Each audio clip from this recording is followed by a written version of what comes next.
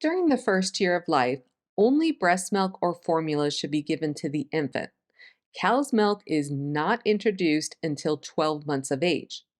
In addition, supplemental water or other fluids should not be given to the baby during the first 6 months unless specifically ordered by the provider.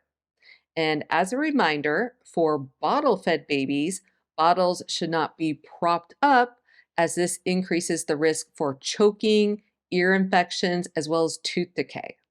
Solid food should be introduced around 4 to 6 months of age when the baby has good head control and can sit unsupported. The first solid food that is typically recommended is iron fortified rice cereal because it is easily digested, has important nutrients, and is least likely to cause an allergic reaction.